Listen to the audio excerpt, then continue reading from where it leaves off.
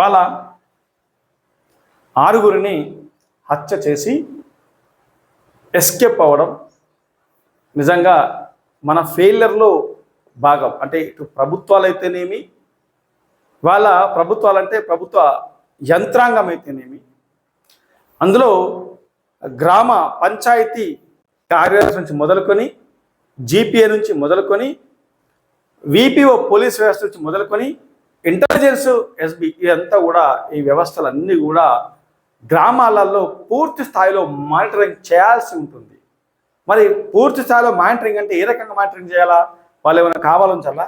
కాదు కదా. ఇవాళ ప్రతి దగ్గర సీసీ కెమెరాలు అనేటి ఒక్క సీసీ కెమెరా 100 పోలీసులతో సమానమని యొక్క చాలా సందర్భాలలో మనం పోలీసులు చెప్తా ఉంటారు. కానీ మరి అలాంటి ఒక్క సీసీ కెమెరా 100 పోలీసులతో సమానమని అనుకున్నాం చెప్పినప్పటికీ మరి ఎందుకు ఒక్కొక్క సీసీ కెమెరాలు ఎందుకు ఫిట్ చేయటం లేదు ఇంతవరకు? ఇలా వ్యవస్థ ఫెయిలియర్ గురించి మనం ఎందుకు మాట్లాడుతున్నామంటే, వాడు ధైర్యంగా 6 మర్డర్లు చేసి, అంటే పోక్సో కేసులో ఒకే ఎన్ని పైసలు ఇచ్చిండు ఏం కథన పక్కన పెడితే వాడు కనీసం ఒకరోజు కూడా జైలుకు వెళ్ళాలని చెప్పి వినిపిస్తూ ఉంది. అదంతా బాగానే ఉంది. అంటే వ్యవస్థలో కేసు తీవ్రత గింతే ఉందని వాళ్ళు చెప్పుకునే ప్రయత్నం చేస్తూ ఉంటారు. ఓకే, వాళ్ళ అవసరమైతే కేసులు పెడితే పెడతాం, లేకపోతే లేదు బై మీకెందుకు కూడా అంటారు పోలీసులు. ఇదంతా కూడా ఓకే. కానీ హత్య చేసిన తర్వాత వాడు మొన్న రాత్రి హత్య చేస్తే ఈ రోజు వరకు కూడా వాడి ఆచూకీ తెలియడం లేదు అని అంటే యంత్రాంగం ఖచ్చితంగా ఫెయిల్ అయినట్టు లెక్క. ఒక్క సీసీ కెమెరా అంటే ఎక్కడి నుంచి ఎక్కడికి అనేది స్పష్టంగా, అంటే ఇవాళ నందిగామ దగ్గర రైలు ఎక్కి ఎక్కడో వెళ్ళిపోయింది అని చెప్పేసి మనం చెప్తా ఉన్నాం. వాళ్ళ నిందితుడు ఆచీకు చెప్తే 2 లక్షల రూపాయలు ఇస్తారట. అంటే ఒక కామన్ మ్యాన్ వాడు ఎక్కడో చెప్తే ఒక కామన్ మ్యాన్ ఎవరైనా చూస్తే వాడికి 2 లక్షల రూపాయలు ఇస్తామని చెప్పి పోలీసులు ఈ రకమైనటువంటి ఒక ప్రకటన రిలీజ్ చేయడం జరిగింది. అంటే ఇవాళ ఒక నిందితుడిని పట్టుకునేందుకు ఆఫర్ ఇచ్చిర్రు జనానికి.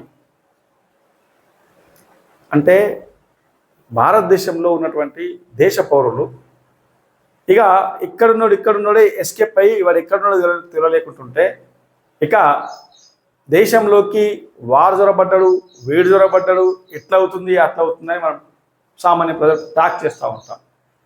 అయితే ప్రతి పౌరుడిగా మనకు బాధ్యత లేదా? ప్రతి పౌరుడికి ఈ యొక్క సీసీ కెమెరాలు పెట్టుకోవాలని చెప్పేసి ఆలోచన లేదా?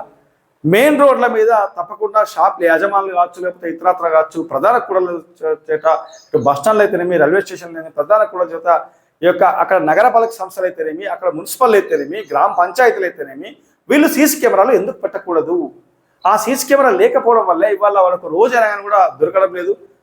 ఇవాళ చైనాలో ఎవరు ఈ యొక్క అందరూ ఏడుస్తారు, ఆయన పేరు చెప్తే అన్వేష్ ఉన్నాడు కదా, ఆ అన్వేష్ చైనాలో ఫోన్ పోగొట్టుకుంటే వితిన్ ద 1 to 3 అవర్స్లోనే ఫోన్ దొరికింది అని చెప్పేసి ఆయన మన వ్యవస్థ లోపాలని ఎత్తి చూపే ప్రయత్నం చెప్పిండు. అంటే చైనాలో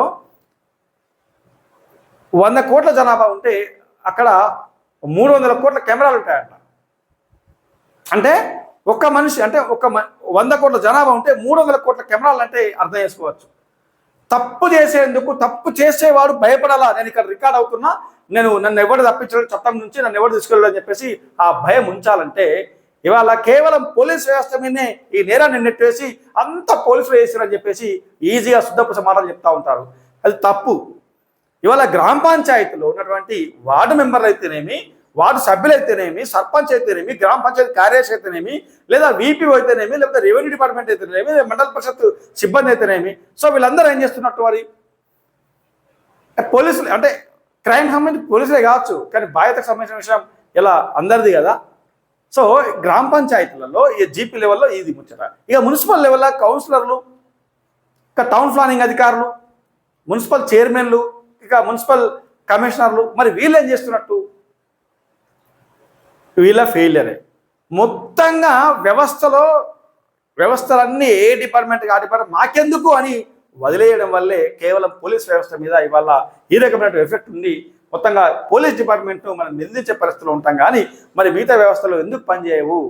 సో అన్ని వ్యవస్థలు పనిచేసినప్పుడు ఇవాళ సీసీ కెమెరాలు కనుక ఉంటే ఇవాళ వీడొక రోజైనా కానీ ఎందుకు తప్పించుకుపోయిండు, తప్పించకపోతే ఇట్లా పోలీసులు 2 లక్షల రూపాయలు నజరానా ఇవ్వాల్సిన పరిస్థితి మేము ఇస్తున్నామని చెప్పేసి చెప్తా ఉన్నారు.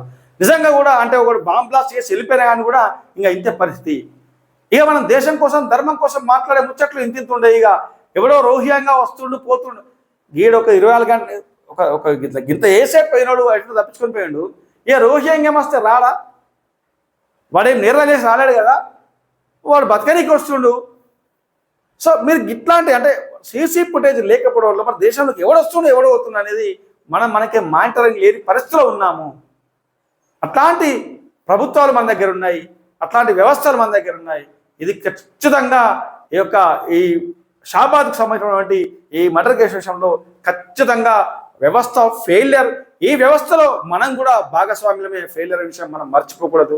మొత్తంగా ప్రతి ఇంటికి ప్రతి గల్లీకి ఒక సీసీ కెమెరా ఎంత కాస్ట్, ఒక 10,000 రూపాయలు. రైట్ నౌ ఇంత మాట్లాడుతున్నా మరి నీటి దగ్గర సీసీ కెమెరా ఉందంటే రైట్ నౌ నా ఇంటి పక్కన ఉంది అనేది, లేకపోతే నా గల్లీలో ఉందని చెప్పేసి నేను కొంత హ్యాపీగానైతే ఉండగలుగుతున్నాను. కానీ సీసీ కెమెరాల వల్ల ఆ యొక్క హత్యలు కానీ ఇంకేమైనా జరగకుండా ఉంటాయంటే తప్పకుండా వాడు భయం మాత్రం ఉంటుంది, వాడు భయపడతాడు. ఎందుకంటే ఇక్కడ నన్ను సీసీ ఫుటేజ్ గుర్తిస్తుంది, నేను ఎక్కడికి పోలేను అని చెప్పేసి వాడికి కొంత భయం అయితే ఉంటుంది. సో ఇది మన వ్యవస్థలో ప్రతి వ్యక్తి యొక్క మన ఫెయిలియర్గానే భావించవచ్చు. ఇలాంటి ఘటనలు జరగకుండా ఉండాలంటే తప్పకుండా ఇళ్లలో గల్లీలో ఖాళీలో సీసీ కెమెరాలు ఖచ్చితంగా విధించుకోవాల్సిన అవసరం ఉంది, ఖచ్చితంగా పెట్టుకోవాల్సిన అవసరం ఉంది. సో డిపార్ట్మెంట్ని ఒక్కరినే బాధ్యులు వేసి వారిని నిందించడం అనేది అది కరెక్ట్ కాదు. సో ఇకనైనా అందరూ మారి సీసీ కెమెరాలు పెట్టుకునే ప్రయత్నం చేయాల్సిందిగా టుడే న్యూస్ మేము కోరుతా ఉన్నాం.